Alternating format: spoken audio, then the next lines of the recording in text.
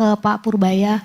Pak, waktu itu Bapak sempat bilang soal bea cukai yang berpotensi dibubarkan kalau nggak ada perbaikan di September 2026. Mungkin Bapak boleh elaborasi sejauh ini progresnya sudah sampai mana, indikator apa yang sudah diperbaiki. Mungkin boleh disampaikan lagi update-nya soal bea cukai, Pak. Terima kasih. Oh, bea cukai progresnya sudah amat baik. Kita sudah kocok ulang lah pegawai-pegawai di sana. Dan sekarang yang di pucuk-pucuk pimpinannya sudah orang-orang yang relatif baik, lebih baik. Dan mereka tahu kalau mereka nggak baik, mereka akan dibubarkan. Itu yang penting. Jadi pertumbuhannya sudah tumbuh 7% sekarang tadi. 6% lebih pertumbuhan penerimaan bea cukainya. Dan sekarang kalau kita lihat di pasar, balpres sudah berkurang banyak, barang selundupan sudah berkurang banyak, terus bea cukai aktif melakukan penangkapan terhadap peredaran rokok ilegal. Sekarang banyak sekali itu. Salah satu approach yang kita pakai adalah untuk memastikan bahwa praktek itu berkurang banyak. Di masa lalu tuh kalau ada truk bawa barang ilegal, yang ditahan cuma barang ilegalnya. Truknya dilepas, supirnya dilepas. Jadi cost untuk melakukan praktek ilegal murah. Cuma barangnya aja kalau ketangkep ya udah, kalau nggak ketangkep untung dia. Sekarang kita ubah aturannya, bukan kita ubah sedikit lah. Setiap truk atau kendaraan yang melakukan praktek ilegal, tahan dulu sampai clear betul. Tapi saya tahan betul supaya cost untuk melakukan praktek ilegal itu menjadi mahal. Jadi sekarang di seluruh kantor bea cukai di seluruh Indonesia mungkin itu penuh dengan truk-truk atau mobil-mobil yang mengangkut barang ilegal itu. Di sini ada bea cukai siapa? Ada bea cukai ada?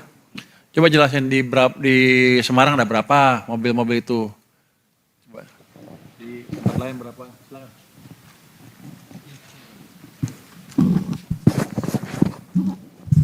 Di pelabuhan, di bandara juga semakin ketat sekarang.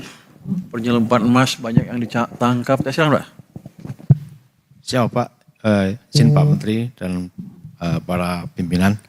Kami sampaikan bahwa di lapangan teman-teman bea cukai sangat aware dan sangat concern dengan arahan Pak Menteri, termasuk terkait dengan penindakan di bidang cukai Bapak.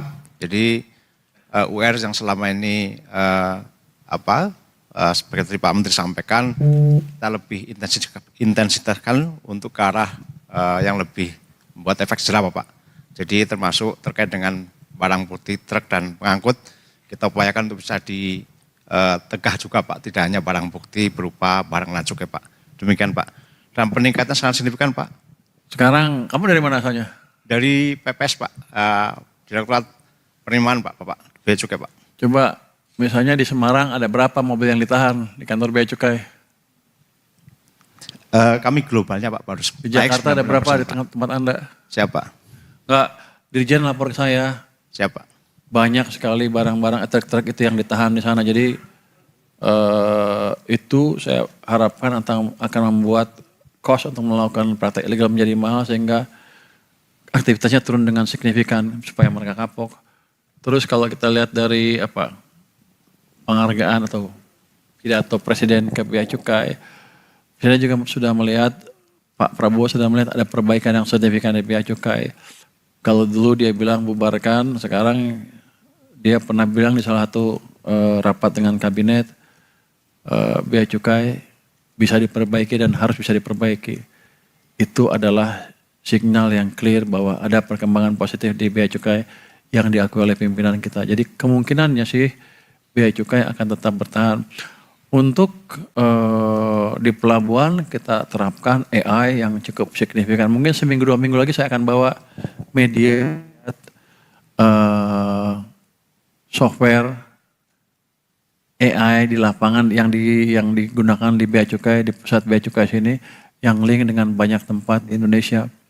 2 minggu lagi tadi Pak Jaka bilang bisa untuk demo ke teman-teman dari media untuk melihat bahwa sekarang kita lebih canggih dibanding sebelumnya. Mungkin itu.